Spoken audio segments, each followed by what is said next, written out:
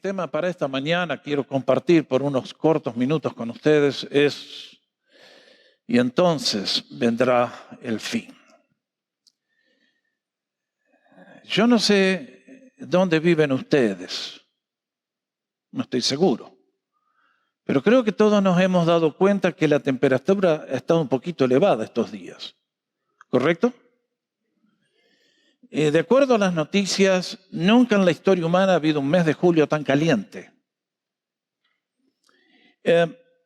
Si ustedes viven acá, tienen que escuchar las noticias y saben de que, como les he dicho ya varias veces este año, este es el año récord en balaceras, en violencia, en crímenes en Estados Unidos. El mes de julio fue un mes distinto, donde hubo una gran celebración y uno dice, todas estas cosas ocurren porque ocurren o ¿qué está pasando detrás? Si usted sigue las noticias siempre le van a contar lo qué pasa. Nunca le van a contar por qué pasan. Detrás de la fachada del conocimiento público hay fuerzas poderosas, invisibles, que se mueven. Y que al igual que un master puppeteer, decimos en inglés, que maneja marionetas, hacen las cosas que ustedes y yo vemos que ocurren en el escenario de la vida pública. Nos dicen que toda esta subida de temperatura es el calentamiento global. Me pregunto si alguno no se estará dando cuenta que en una de esas es el calentamiento de Dios, que se le está agotando la paciencia. Y que nos está diciendo a todos, expresen a mirar para arriba porque los días se han acortado. Y por lo tanto les estoy hablando. Y cuando escuchan a los periodistas que dicen la madre naturaleza, recuerden que la madre naturaleza soy yo. Y que tengo en mis manos el control del universo, la historia y sus vidas. Es por eso que ante este cuadro que nos encontramos, quiero traer este tema como una palabra de aliento para los que amamos a Jesús y una palabra de advertencia también para aquellos que están fuera del reino y que quisiera por todas las fuerzas de mi ser que sean uno de nosotros, que tenemos esperanza cierta. Pero los días se están acortando y quiero recordarles de la misma entrada, que en el día de hoy vivimos en el día de la gracia de Dios. Cuando Dios parece estar durmiendo la siesta y estar inactivo. Donde los hombres y mujeres amasan fortunas, se ríen de Dios, le niegan, le insultan, le dicen de todos. Hay gente que se entrega a servir al enemigo y Dios como si no estuviera. Pero quiero, como les voy a mostrar en un momento, que está por llegar el día cuando la gracia se va a terminar. Y Dios va a juzgar el pecado humano. Eso es la gran tribulación que se llama. Y ese día le va a dar a toda la raza humana el justo merecido por sus acciones pecaminosas. Por lo tanto, el tema que traigo es muy serio. Pídale a Dios que le hable en esta mañana, porque lo que está en juego es su alma y el destino eterno de ella.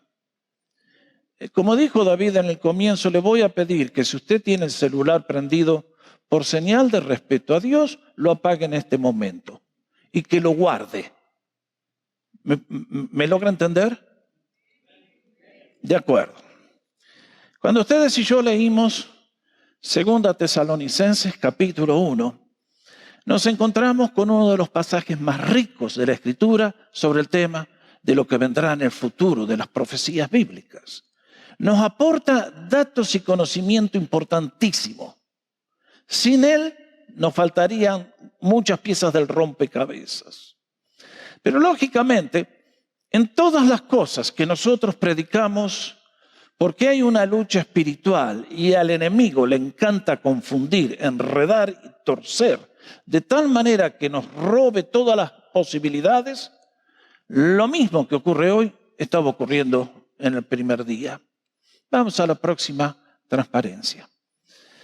Ustedes y yo leímos entre los versículos 1 al 3 primera línea, lo que era la problemática en los días del apóstol Pablo, cuando le tuvo que escribir a aquellos creyentes que estaban en Tesalónica y que habían recibido una enseñanza de parte del Señor, a través del apóstol. Y evidentemente, por lo que leímos, el apóstol les tiene que corregir. Quiero llamar vuestra atención, primero, a esta frase que dice: hermanos, con respecto a la venida de nuestro Señor Jesucristo y nuestra reunión con Él. Marque la palabra que está allí, venida, entre paréntesis, ahí está el término griego. ¿Qué quería decir cuando en aquellos días iba a haber una parusía? Quería decir que si estábamos aquí en Pasadena, llegaba el emperador romano, y el emperador romano llegaba con toda su gloria, su pompa, su esplendor, y la ciudad se preparaba para recibirle, porque venía la figura más importante del mundo. Esa es la palabra que Pablo toma para describir lo que será un día el retorno en gloria de nuestro Señor Jesucristo. Pongo aquí mi mano porque voy a hacer un gráfico. Gracias, querido. Sí, el Señor es digno de todos los aplausos. Gloria a Dios. Pero quiero decirles que hay un día cuando el Señor va a venir con gran gloria. Será su manifestación visible a todo el mundo. Todo ojo le verá. Nadie podrá esconderse en ese día. Todos le veremos. Todos le verán. Será un acto espectacular. Cambiará la historia. Será todo completamente distinto. Por eso el apóstol está hablando de lo que llamamos la segunda venida de Cristo. ¿Se entiende? Ahora, próxima transparencia. ¿Cuáles eran los peligros? Bueno, ustedes y yo los leímos. Que inmediatamente que el apóstol predicaba la verdad, inmediatamente atrás de él venían hermanitos muy buenos, muy nobles, a torcer lo que él se le enseñaba. Con doctrinas falsas, con ideas erróneas. Y Pablo les tiene que decir: muchachos, cuidado, no se dejen engañar por ninguno que dice, y él usa una palabra interesante, dice espíritu. El espíritu era un predicador como yo, como cualquiera que habla. Pero el apóstol hacía referencia que detrás de la persona tantas veces está un poder que controla. Y les dice: guarda con cualquier predicador que llegue diciendo: yo soy el hermano fulano de tal, y yo soy quien... O que alguien les venga, y evidentemente alguien ya había escribió una carta y les dijo: oigan, Pablo les enseñó eso, pero yo les mando esta carta diciendo. Y el Pablo tiene que caer como una tonelada de piedra diciendo: guarda, hay un peligro. Y enfatiza: de ninguna manera se dejen engañar. Y para enfatizar, está hablando del día del Señor. ¿Qué es el día del Señor?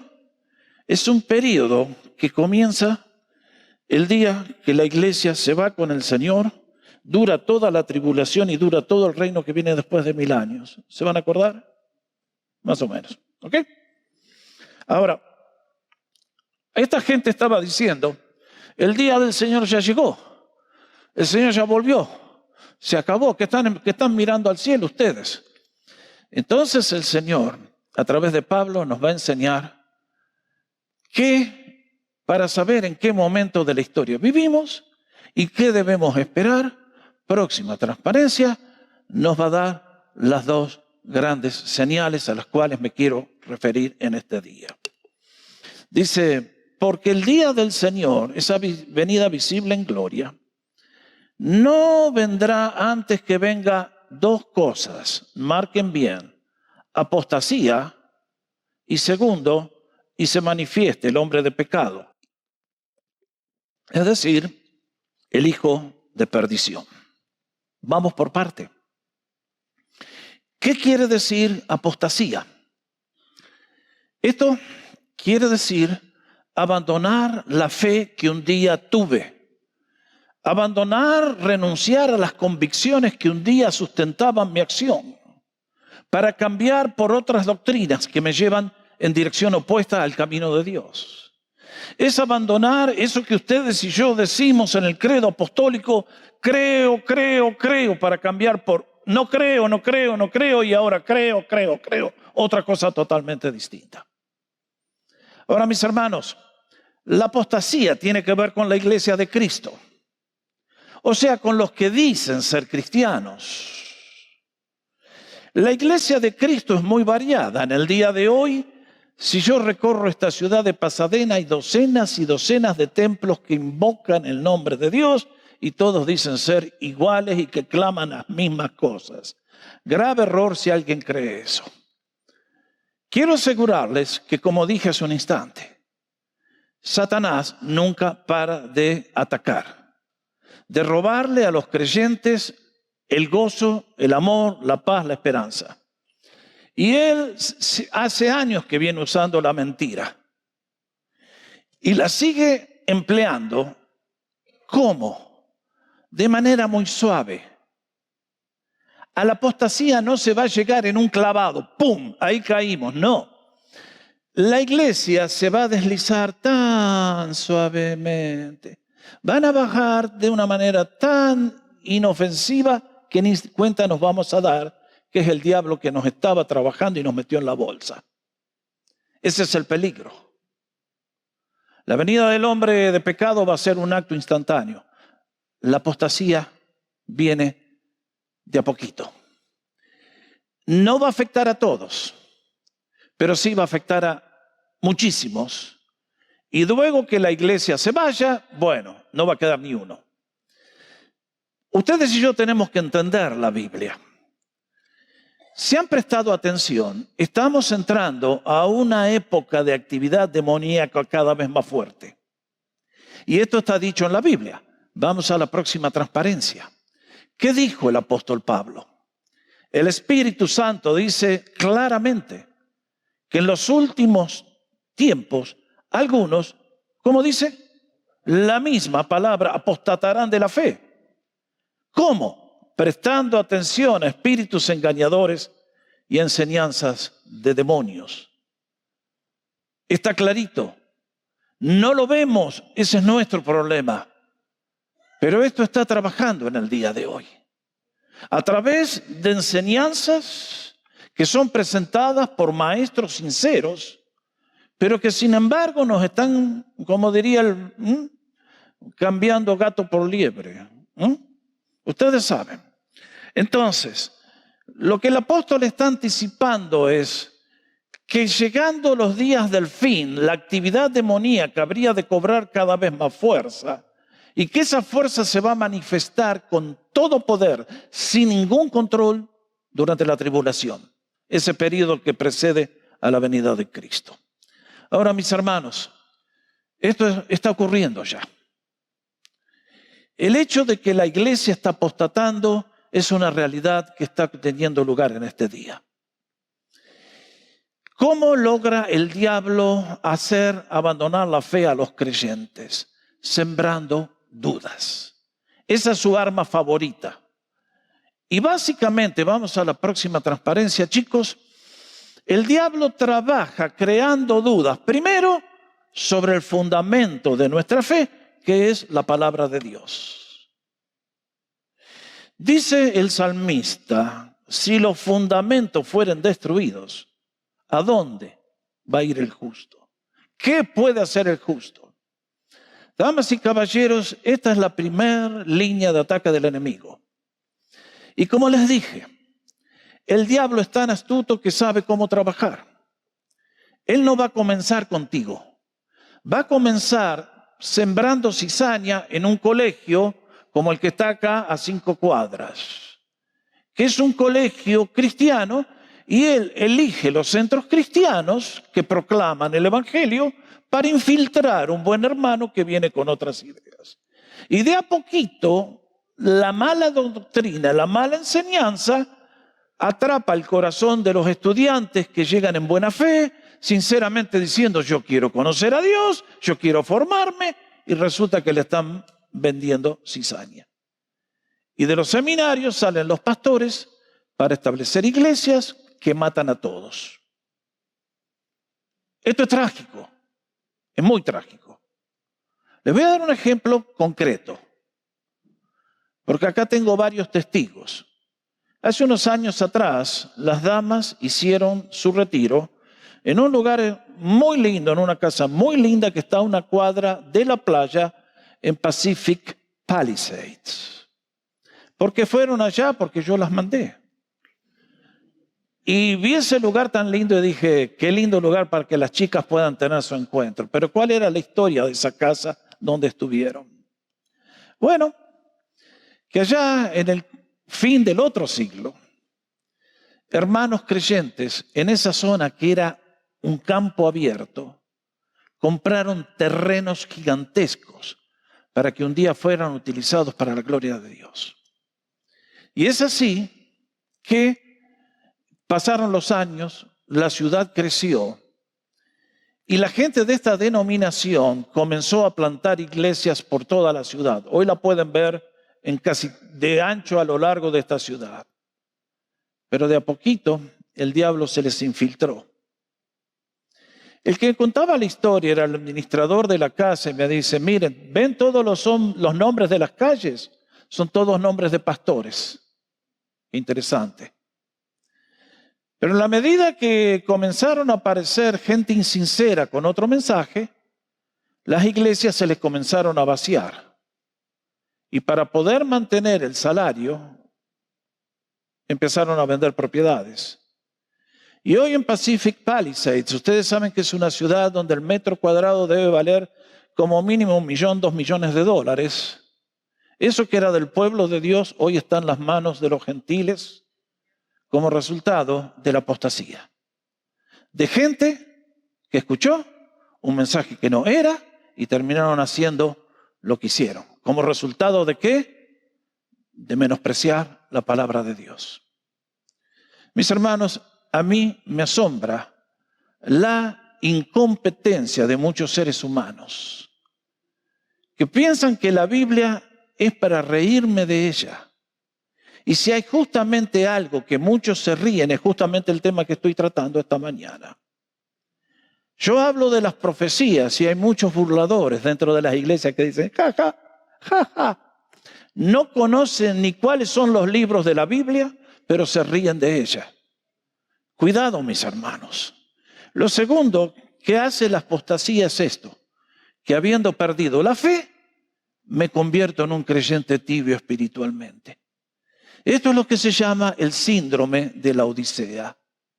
Aquella iglesia que leemos en Apocalipsis capítulo 3 y que el Señor les dice, miren, tienen un montón de cosas, pero ustedes tienen un severo problema. Son tibios. Ojalá fueran o fríos o calientes, pero tibios. Y el Señor usa una frase horrenda que yo no quisiera que me la aplique a mí. Por cuanto eres tibio, te vomitaré de mi boca. Mis hermanos, el 80% de la gente que se sienta en los bancos en las iglesias son tibios. Tienen la temperatura espiritual por ahí, el pulso a medio. Hacen algo, pero no hay pasión. Hacen algo, no hay entusiasmo. Hacen algo, no hay avance. Hacen algo, no hay fruto. Damas y caballeros, cuidado. El enemigo está actuando y yo no quiero que destruya a nadie que está aquí en esta mañana. La apostasía ya ha empezado. Nos estamos deslizando y cada vez son más. Y ya voy a hablar un poquitito más, no se me adelanten. Pero la otra gran señal que vendrá luego de la apostasía es la aparición del hombre de pecado. Vean ustedes, el cual se opone y se enfrenta a todo lo que se llama Dios es objeto de culto.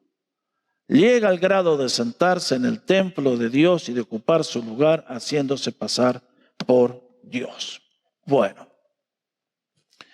Mis amigos, si ustedes han estado escuchando a sus profesores que les dicen que estamos evolucionando hasta llegar el día cuando los seres humanos nos daremos cuenta de la grandeza de Dios y le rendiremos nuestra vida, usted dígale, profesor, dice la palabra de Dios en el Salmo 14 que usted es un necio. Porque eso no va a ocurrir nunca. El ser humano, desde que rechazó a Dios en el Edén, lo único que hace es descender hacia niveles más grandes de depravación y de inmundicia. que ya vamos a ver por qué no ocurre tanto por una razón. Ahora, en el horizonte humano va a aparecer una persona concreta.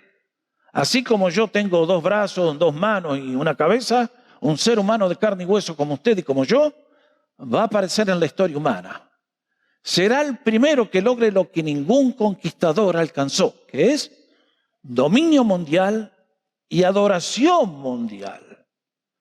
Pero este ser, noten bien lo que dice, es el hombre de pecado, el hijo de perdición. ¿Usted entiende lo que quiere decir eso? Se lo explico.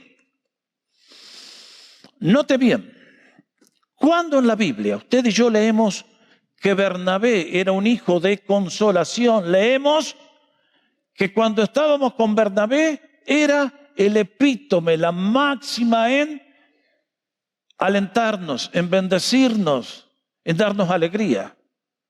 Pero cuando dice que es el hijo de pecado, el hijo de perdición, ¿se acuerdan de quién dijo Jesús que era el hijo de perdición?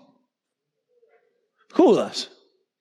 Miren el gobernante que van a tener los humanos al fin, el que ellos quieren, el que ellos piden, va a llegar. ¡Qué tremendo! Ahora noten bien, es el hombre de pecado. ¿Qué quiere decir? Que durante su reinado el pecado va a desbordar todos los límites. La tierra va a ser un lugar de violencia. Si lo que estamos viviendo es feo, prepárense para lo que va a venir. No van a poder salir de la casa porque los van a asesinar. Va a ser una época de pecado. Estamos hablando de inmundicias sexuales, de tráfico de niños, de trasplante de órganos vendidos. Esperen que llegue el anticristo. Eso va a ser lo de Hitler. Va a ser nada en comparación con lo que viene. Es el hombre de pecado, de iniquidad, de violar todos los mandamientos de Dios, todas sus leyes, y esto va a ser un dique que se rompen las compuertas y va a inundar el planeta.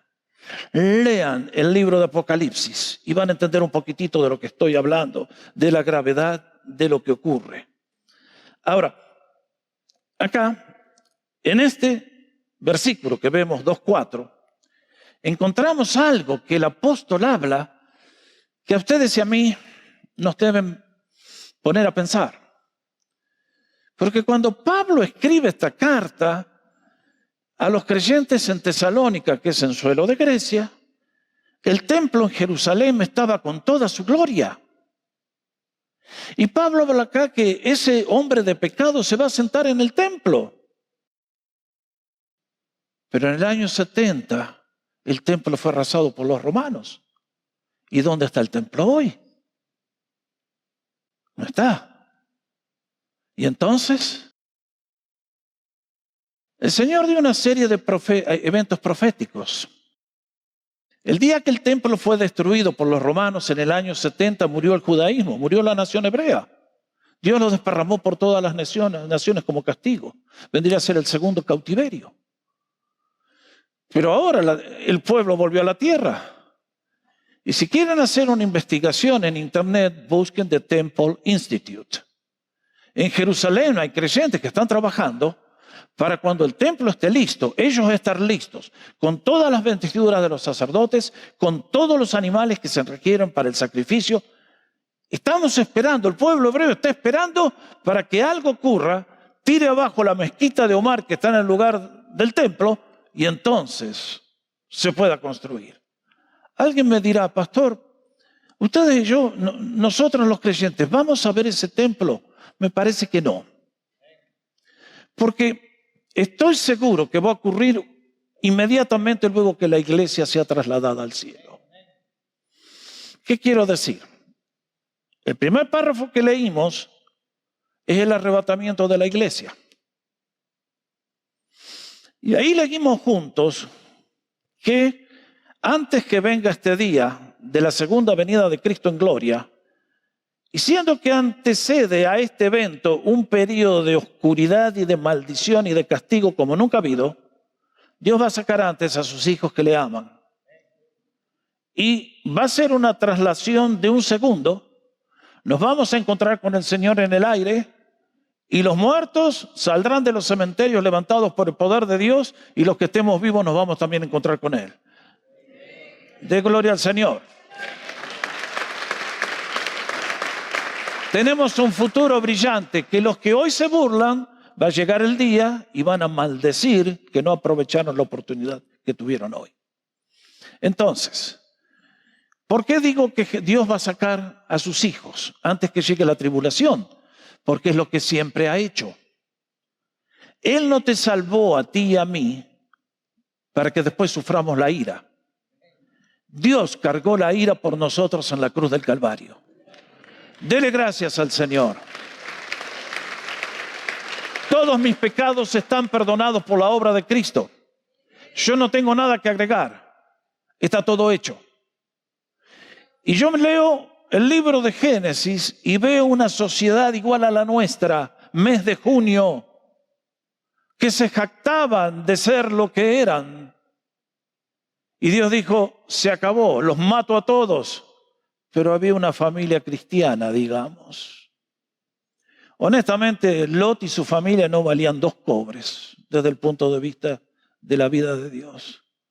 Pero Dios, que es rico en misericordia, como decían de alguna manera ser cristianos, digamos, mandó ángeles que los saquen. Y los ángeles a estos cuatro inútiles, porque otra palabra no puedo encontrar, perdonen, no querían salir porque estaban así agarrados al estilo de vida de Sodoma.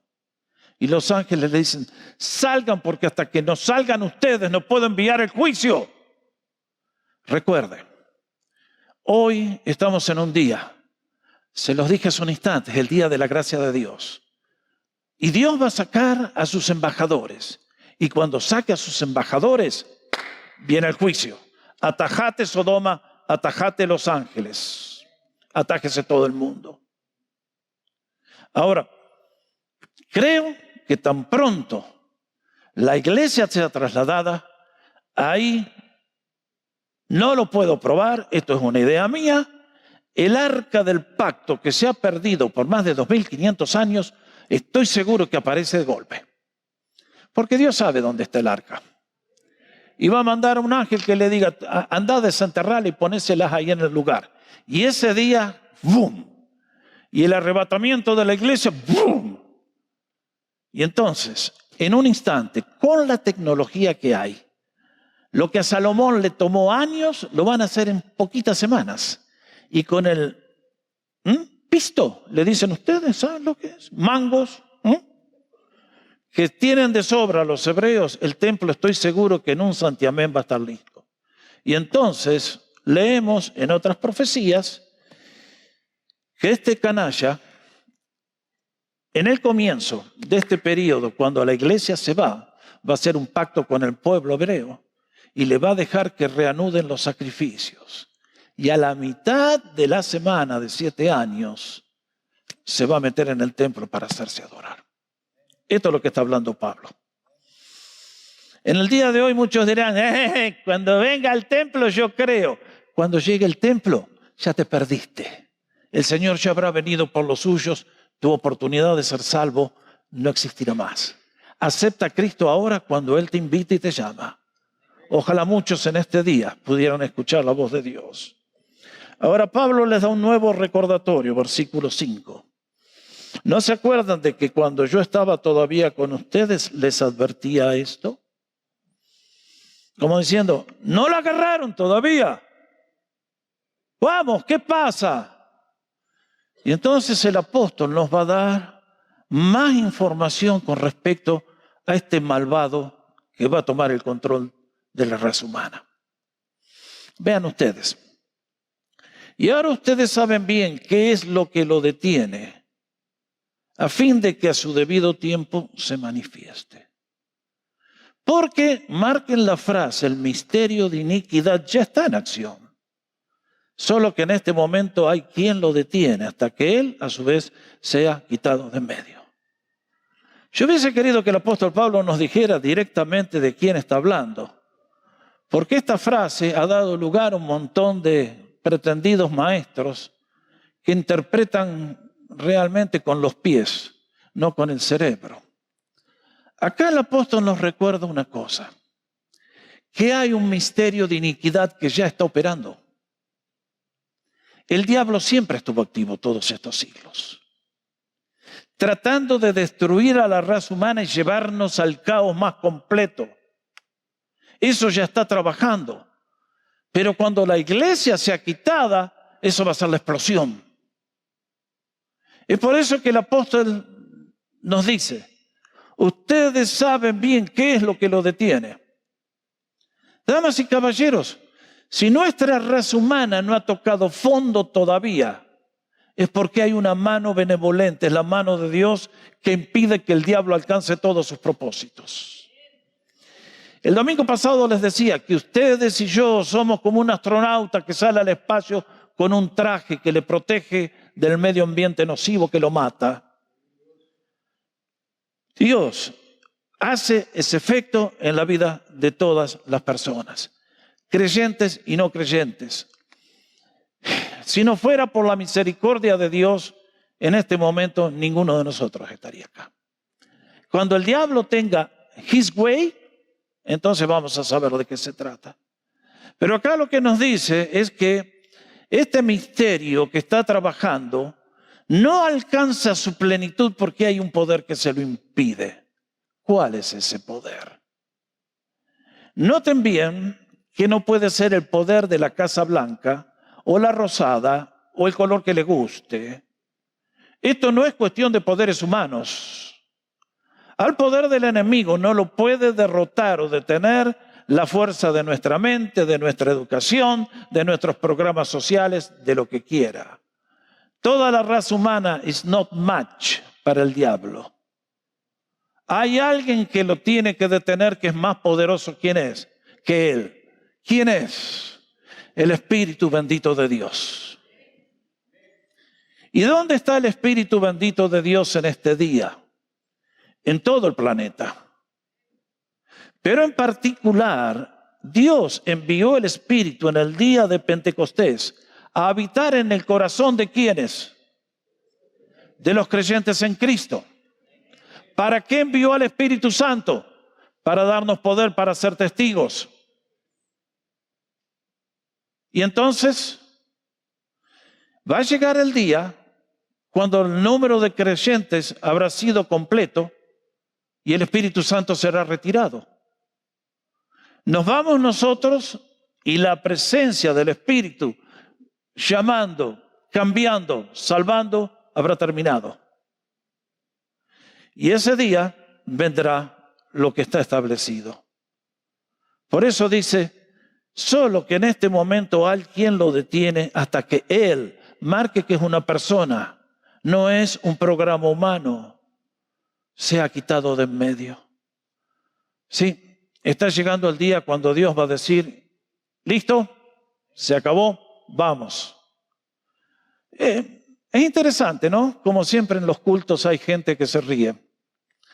Y en la época de Noé era igual. Noé hablaba del diluvio y la gente se reía.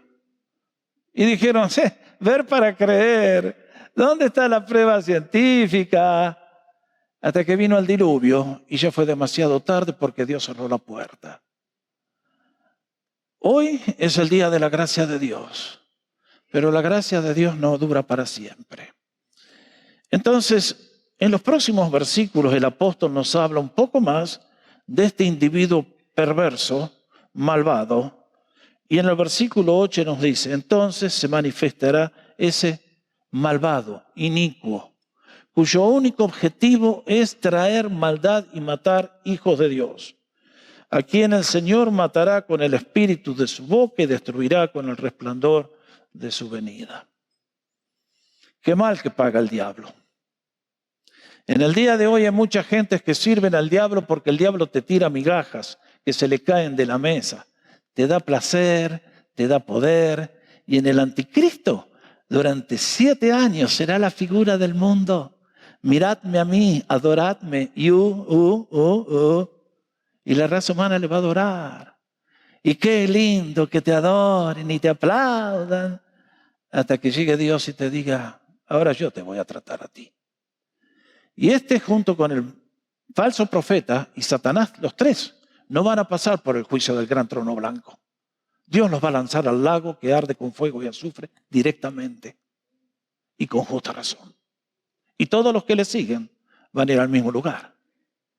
Entonces, sigue diciendo y nos explica el origen de su poder. Porque alguien dirá, ¿cómo es posible que la raza humana adore al anticristo? Ahí está. La llegada de este malvado, noten bien que dice que lo que viene no va a ser un periodo de amor, bondad, dulzura, que te van a tirar rosas en el camino, no. Es obra de Satanás. Vendrá acompañada de gran poder y de señales y prodigios engañosos y con toda falsedad, y otra vez el término, iniquidad para los que se pierden. Ahí está. ¿Por qué lo permite Dios? Porque hay gente que se va a perder. Esta mañana yo los tengo a todos sentados a ustedes aquí muy reverentemente y se los agradezco. Siempre es señal de sabiduría mostrarse como inteligente, aunque sea mostrando respeto a la casa de Dios. Pero, ¿cómo va a ser el enemigo? Para captar la atención de toda la raza humana. Bueno, acá nos dice el apóstol, va a ser con poderes milagrosos, prodigios, al punto tal que todos van a decir, pero llegó el Mesías, llegó el Mesías. Los judíos van a decir, llegó el Mesías, lo que tanto estábamos orando, llegó finalmente, ha llegado al templo el Mesías. ¿Por qué? Porque el verdadero Mesías llegó hace 2000 años y para demostrarnos quién era, resucitó de entre los muertos. Por eso adoramos a Jesús, porque vive para siempre. Pero cuando ustedes y yo leemos Apocalipsis capítulo 13, ¿qué encontramos? Que este bestia, como le llama, la bestia, es el término de Apocalipsis, va a tener un episodio que no está claro, pero yo lo entiendo clarito. Y es que va a tener una herida mortal y de esa herida mortal se levanta la vida nuevamente. Cuando dice que es una herida mortal, quiere decir que alguien está mortadela, muerto. Pero de alguna manera va a resucitar y entonces llegó el Mesías, Cristo. Es todo mentira. Ahí va a estar. Y entonces, gran deleite para este individuo. Y justamente, esto es lo más triste para mí. ¿Por qué llega este individuo? Porque dice que la raza humana voluntariamente, positivamente eligieron el error antes que la verdad. Dice, por no haber querido recibir el amor de la verdad para ser salvos. Ahí está. Yo esta mañana estoy predicando. Y aquí hay personas que no son salvas y se van a perder. ¿Por qué no se van a perder? Porque no quieren la verdad. Están lejos del reino de Dios y se van a perder. Pero a mí lo que más me preocupa es que la ceguera espiritual que produce el pecado hace que la persona esté completamente perdida y encima se ría de Dios y crea que puede más que Dios. Hace un rato les dije que dentro de la apostasía va a llegar una actividad demoníaca tan fuerte que justamente la gran nota distintiva será el surgimiento, la explosión de las desviaciones sexuales. Vamos a la próxima transparencia, chicos lindos. Ahí les muestro una iglesia que está cerquita de acá. La pueden ir a ver cuando quieran. Si ustedes miran, es una iglesia. Confiesan el nombre de Dios y ellos se jactan de algo. Si miran ese cartel que está ahí, que alcanzan a ver Love, algo que no les puedo mostrar en la picture es lo que dice arriba. Vayan y léanlo en persona. Dicen, we are on the side of love.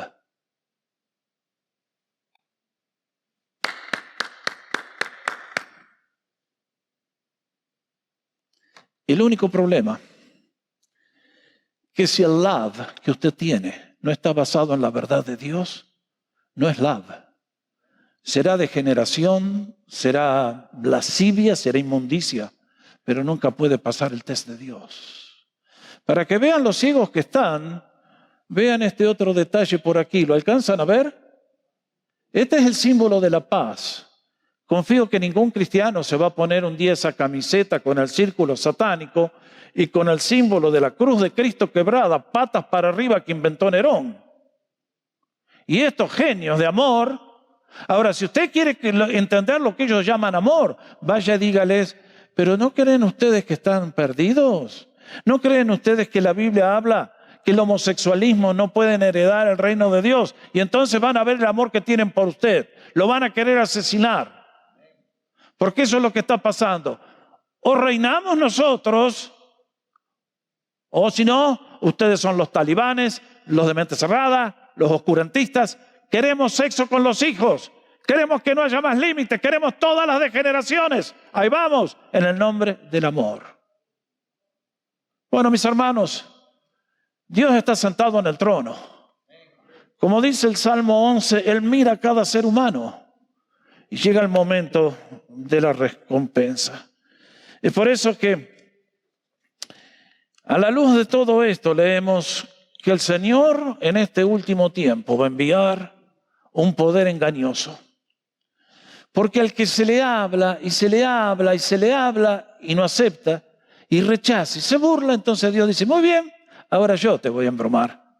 Vos quisiste hacer una pulseada conmigo, ahora yo te voy a demostrar quién manda en la vida. Y entonces Dios va a hacer con todas esas personas lo mismo que hizo con el rey Saúl en el Antiguo Testamento.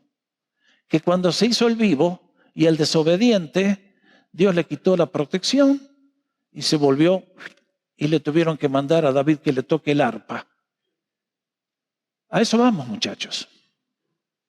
A eso vamos. Y quiero decirles a todos que no habrá lugar donde esconderse. A todos este día nos va a tomar. A todos este día nos va a llegar. La venida de Cristo por su iglesia será un día de gran gozo, porque los creyentes en Cristo nos reuniremos todos. Y será un día de gran lloro al ver todos los que hoy están sentados en los bancos y se burlan del Señor. Ese día comprenderán lo que no quisieron ver hoy, pero ya será demasiado tarde. Siempre digo, ¿quién va a venir el domingo siguiente del arrebatamiento a Comunidad de las Américas? Todos los parientes de ustedes que hoy se burlan, ese día van a venir llorando de rodillas a pedir por súplica y misericordia. Demasiado tarde. Hoy es el día de gracia. Hoy es el día de salvación. Quiero concluir con una historia verídica que ilustra muy bien el punto. Si me la muestran, muchachos. Esta es una historia real. La puede ver cualquiera que vaya a las cataratas del Niágara. Ustedes ven ahí, en la foto grande de la izquierda, aquí están las cataratas. Esta es la herradura, como les decimos, y las cataratas siguen todo por acá. Pero acá en este punto, a unos 500 metros, ocurrió una historia que realmente es dramática e increíble. Y es la historia de este barge que ven aquí en la foto. Era el año 1918 y esta barge estaba trabajando arriba en el río Niágara, el que viene de acá, arrastrada por un remolcador cuando el cable se cortó. En la barca había 2 operarios y esta barca comenzó a deslizarse irremediablemente, llevado por el poder de las aguas hacia las cataratas. En aquellos años no había helicópteros. ¿Cómo se iban a salvar esas 2 personas? Parecía que la suerte estaba echada. Pero el capitán, el que estaba a cargo de la embarcación, allí en el lugar ustedes lo pueden ver que el río es muy bajito, es muy playo, decimos. Tuvo una decisión heroica.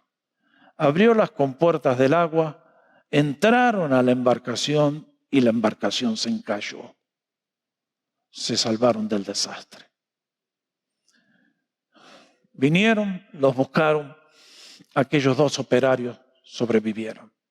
Pero allí, si van al Niágara, la pueden buscar todavía. Allí está todavía como mudo testimonio por más de un siglo ya de lo que fue un gran escape de una muerte segura. Mis queridos, en este día yo estoy en este púlpito para hablarles que hay un gran escape ante una muerte segura. Calentamiento global, violencia en las calles, homosexualismo, todas las señales de los últimos tiempos están creciendo, abundando más y más. Cristo viene. Él tomará a todos como un ladrón en la noche. Será la gran sorpresa. ¿Estás tú listo? Eres salvo por la sangre de Jesús. Le has entregado tu vida. Hoy es el mejor día para hacer esa decisión, si nunca la has hecho hasta aquí. Cristo te ama y quiere darte vida eterna, pero tú y yo tenemos que aceptar el regalo y pedirlo. Quiera Dios tener misericordia de todos en el momento que hacemos esta decisión. Nos ponemos de pie para orar, por favor.